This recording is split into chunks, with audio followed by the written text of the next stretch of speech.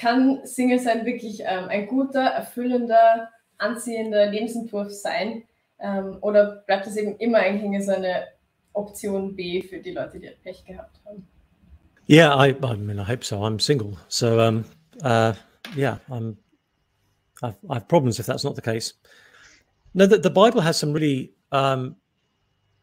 surprising things to say about singleness.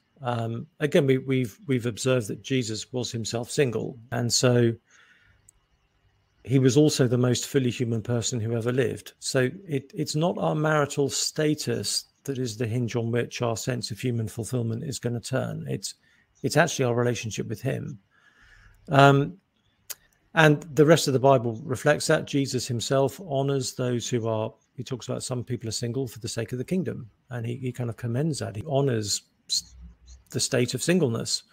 And similarly, we see the Apostle Paul in some of his writings commending singleness precisely because it can be a way of being undivided in devotion to Jesus. He's not saying that marriage is unspiritual. He's saying that there's a sense in which you have opportunities to serve Jesus as a single person that you wouldn't have if you were married.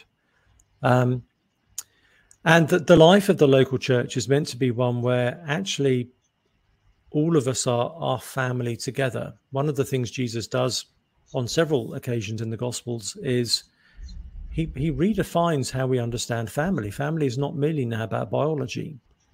And so when someone says to Jesus, hey, your family's outside, they're looking for you, he says, actually, this is my family. These disciples who are sat at my feet, that's family.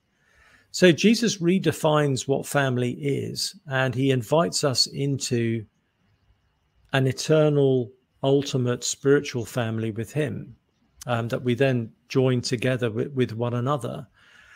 And the church is meant to be the expression of that, the embodiment of that, the reflection of that.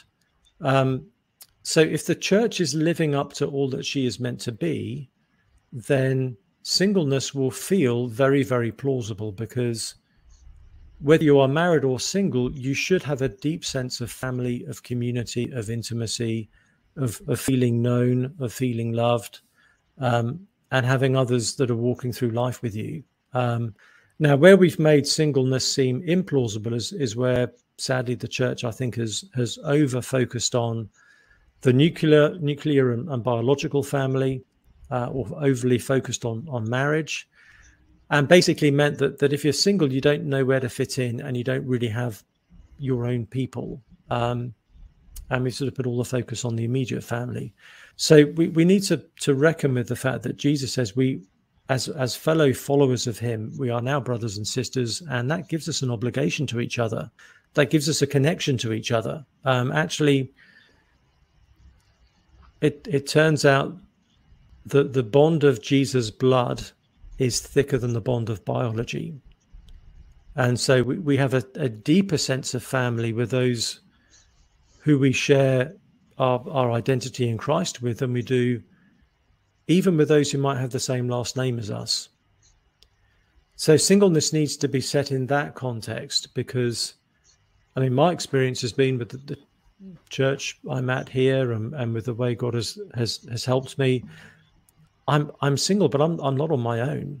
I don't have a romantic partner, but I do have intimacy. I have people who I feel know me very deeply, and who I know very deeply, people I'm walking through life with. And all of us need that. We can live without sex. We're not designed to live without intimacy. And the Bible opens up far broader ways of experiencing intimacy than our culture does. Culture has funneled intimacy simply down into, again, romantic and sexual fulfillment. That's where intimacy is found. But in the Bible, intimacy is broadened out. Friendship is meant to be about intimacy in the Bible. So it's offered to all of us, which means that you shouldn't need to be married or romantically involved to have real, deep, life-giving love in your life. And I remember talking to a church pastor once who had a different understanding of sexual ethics to me. And he said, he accused me of making unmarried people live lives without love by saying that you can't have sex outside of marriage between a man and a woman. He said, you're making some people live lives without love. And I just said to him, well, if the only way of getting love in your church is to be married, then your church really stinks. Because that's the implication of what he was saying. And the whole point is marital love is unique, but it's not the only form of life-giving, enriching, deep, real love that we can experience.